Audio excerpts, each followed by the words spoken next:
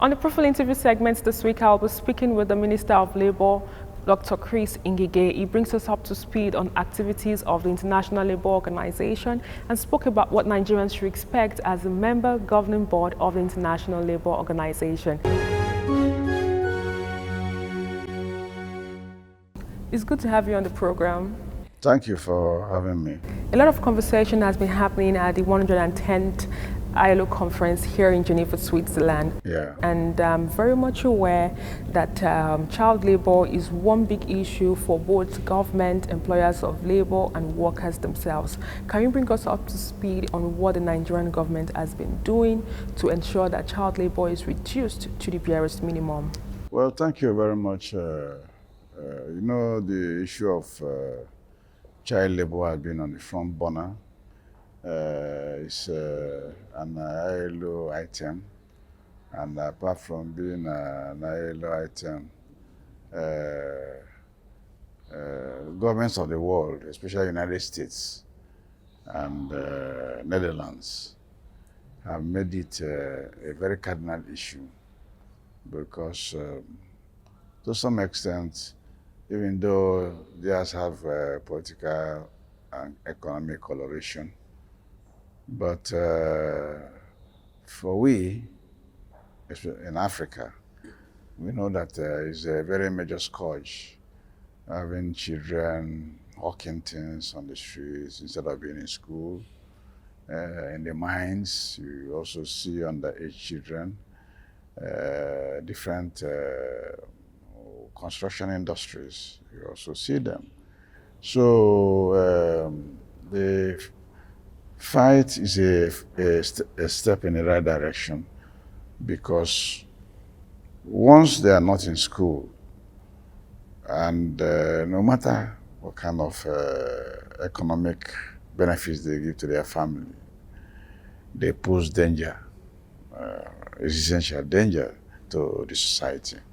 Because once you're not educated, you're not going to school, you're a danger.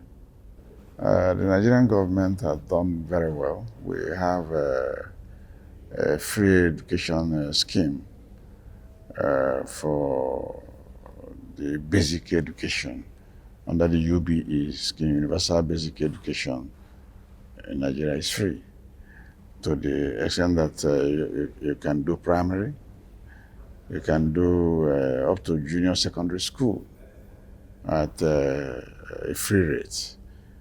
Government is doing it. Maybe areas of getting books could be the only contribution.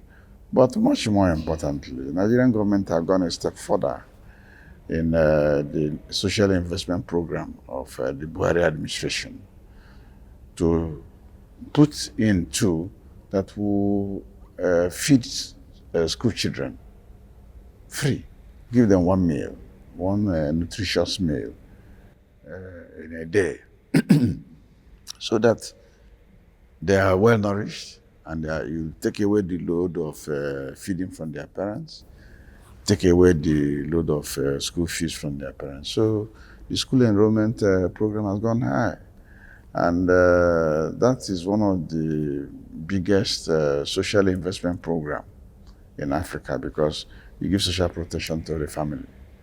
And I can tell you that by the statistics we have in Nigeria, about the program has gone to the 36 states, and we have about 10 million children under this program.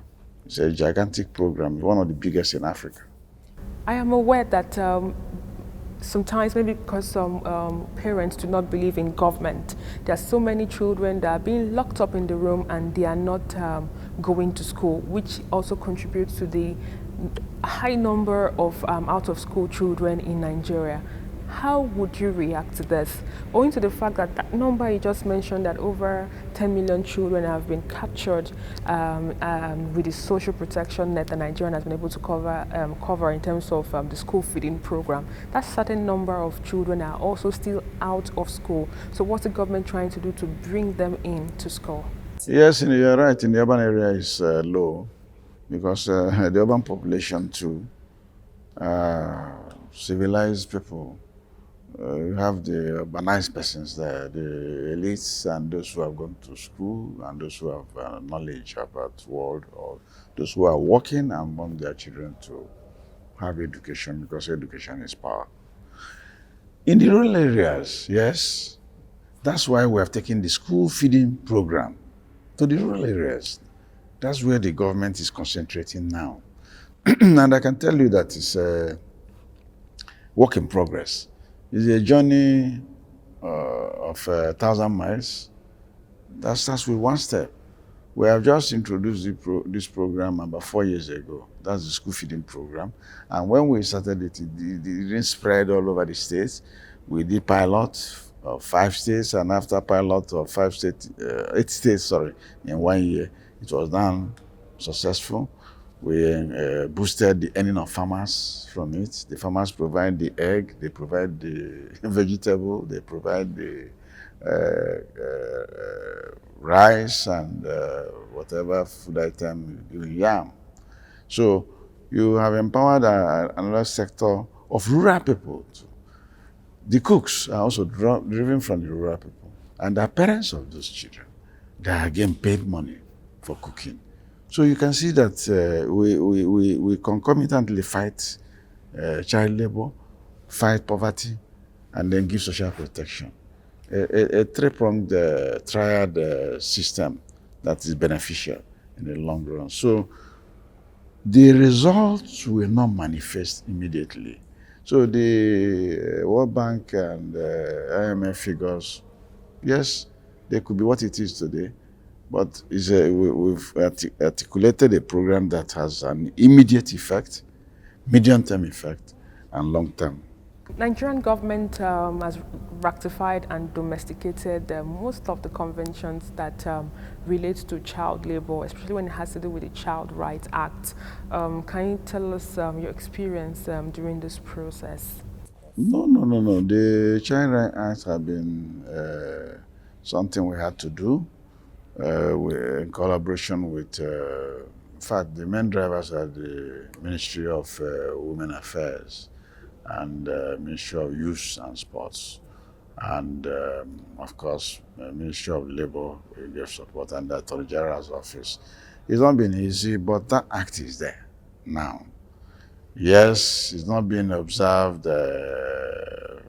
maximally, as one would expect, but at least we have an enabling law. There's a legislation in place to forbid certain things, certain age group from doing certain things, certain work, and the rest of them off. So they are all a synergistic move for us to get it right. You were appointed recently on the governing board of the International Labour Organization. Can you bring us up to speed on what the process looks like and what does this mean for Nigeria and Africa at large? Yeah, that's a show of vote of confidence on Nigeria. We were not appointed, we were voted for from our continent. So if you know the history, we were out of the governing board for 10 years. And the governing board is an organ here that is the upper echelon of the ILO structure that does its budgets, gives direction on policies of the ILO, and even elect and appoint Director General and appoint Deputy Director General. So it's an important arm of the ILO. So for Nigeria to have been out for 10 years and we staged a dramatic return. I was elected in Algiers in 2016 to come in as a titular, what you can call deputy, and member, even though you're a member of the body, but on election you don't participate. That's the only thing you lose as a deputy. But 2020, after having served, they elevated us in Africa again to full regular, and we are the regular for West Africa, and as a government. And if you also remember, even while we were a deputy, I was made or nominated to serve as the leader of government side for 1.5 years, or well, with COVID, 2 years. That shows again that Nigeria is of very good standing here and highly respected. And we did do our work. It's our work that is speaking for us. And I do hope that with the remaining period in the governing board, we'll get some more benefit for our country. I finished a technical meeting with the Deputy Director General in charge of Africa, Mrs. Cynthia Olajuwon. So we expect more goodies from ILO. The country office in Nigeria has been upgraded. A lot of work, a lot of ILO programs have been sent to us. Technical assistance have been given in terms of manpower and personnel, and we expect more. We are going to give them our program for decent work, and as per the promise we have from the meeting, we are going to get support in terms of everything that we done to make the impact of the ILO felt in Nigeria. Because we have told the ILO Governing Board that the new ILO of the 21st century and the new ILO of 101 years should be an ILO that will go into the field and take their prime place in the committee of external bodies or UN bodies, so that they are not overshadowed and they abdicate their responsibility, especially in the area of social protection. So I'm very confident that Nigeria will benefit more from our membership of the governing board. Finally, the incoming director of the ILO is from Africa.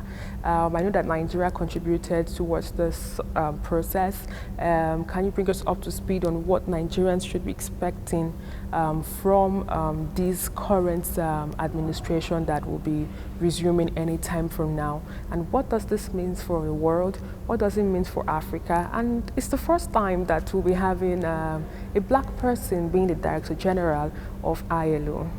Yes, you're very correct. I think this is the time for Africa in the UN and their bodies.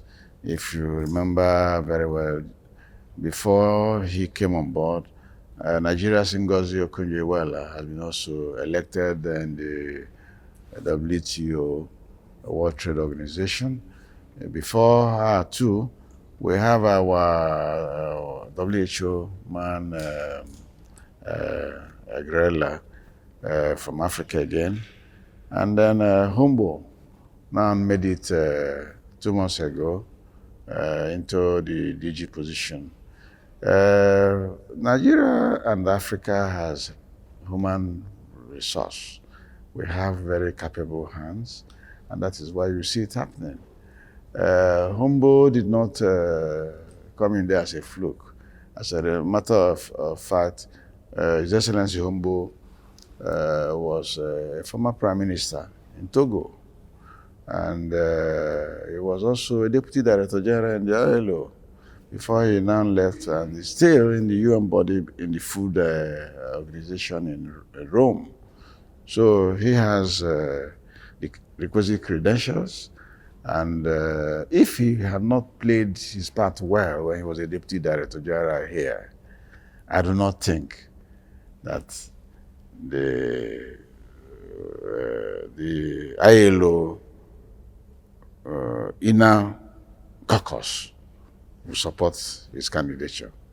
And if you check here that he contested against a former labor minister from France, a former foreign minister from Korea, and even an incumbent DDG, Deputy Director General here, and some other people with very big credentials, and scaled in at the second round of ballot, not fourth or third or even fifth ballot. Ballots for such position go into fifth ballot, but on second ballot, he made it.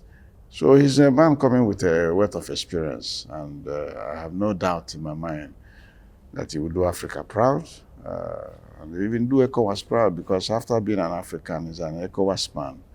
And so we wish him luck as he comes in October 1 to assume the Director Generalship. Thank you very much for your time. Thank you for having me. And that's all we can take on today's edition of the program. Join us next week for a fresh edition of the show. I am Sharon Ijason. Thanks for watching, and remember that labor creates wealth.